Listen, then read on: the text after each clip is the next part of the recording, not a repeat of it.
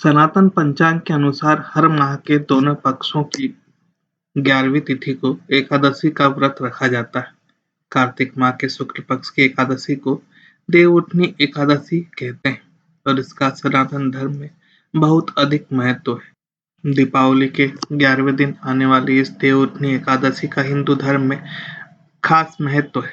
इस दिन सृष्टि के संचालक भगवान विष्णु और समस्त देव 4 महीने के बाद विश्राम से जागते हैं। तब तक भगवान शिव को संसार चलाने का दायित्व दिया जाता है। इसलिए इस दिन जब देव उठते हैं तो उसे देवउठनी एकादशी कहते हैं। इस दिन भगवान विष्णु की खास पूजा करने का विधान होता है। इस दिन शुभ कार्य किए जाते हैं। इस साल देवउठनी एकादशी 23 नवंबर को मनाई जाएगी। देवउठनी एकादशी को चतुर्मास का समापन होता है।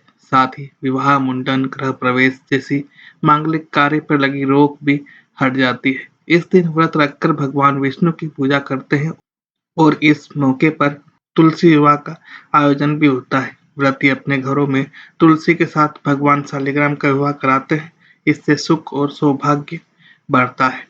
इस वर्ष कार्तिक माह के शुक्ल पक्ष की एकादशी की तिथि 22 नवंबर को रात 11:30 से शुरू होकर 23 नवंबर की रात 9:03 तक रहेगी। देवउठनी एकादशी का व्रत 23 नवंबर गुरुवार को रखा जाएगा। व्रत के पारण का समय 24 नवंबर को सुबह 6 बजे से सुबह 8:13 तक है। देवउठनी एकादशी को मिनी दिवाली भी कहा जाता है। इस दिन देश भर में शादियों का सीजन भी शुरू हो जाता है। वहीं देवउठनी एकादशी के दिन शादी बिना पंडित की सलाह के की जा सकती है, क्योंकि इस दिन बिना मुहूर्त के शुभ कार्य कर सकते हैं। 23 नवंबर को देवउठनी एकादशी पर 3 शुभ योगों का निर्माण हो रहा है। इस दिन रवि योग सुबह 6:50 से शाम 5:16 तक है। सर्वार्थ सिद्धि योग शाम 5:16 से अगले दिन सुबह 6:51 तक है। वहीं सिद्ध योग दिन में 11:54 से अगले दिन सुबह 9:05 तक है।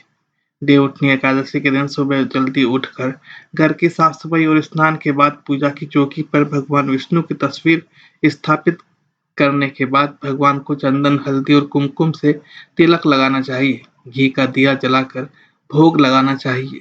भोग में तुलसी के पत्ते जरूर डालने चाहिए। व्रत कथा का पाठ करने के उपरांत आरती करनी चाहिए। इस दिन तुलसी जी की पूजा भी करनी चाहिए। भगवान विष्णु को समर्पित देवउठनी एकादशी के दिन तुलसी के पत्ते नहीं तोड़ने चाहिए। पूजा के लिए एक दिन पहले ही पत्ते तोड़ लेना चाहिए। देवउठनी एकादशी के दिन चावल नहीं खाया जाता है। वाद विवाद से बचना चाहिए और भगवान विष्णु को स्मरण करना चाहिए। जरूरतमंद लोगों को केला, केसर या हल्दी का दान करना बहुत शुभ होता है। इस दिन फल जैसे आम, केला, अंगूर, सूखे मेवे जैसे बादाम, पिस्ता का सेवन करना शुभ होता है।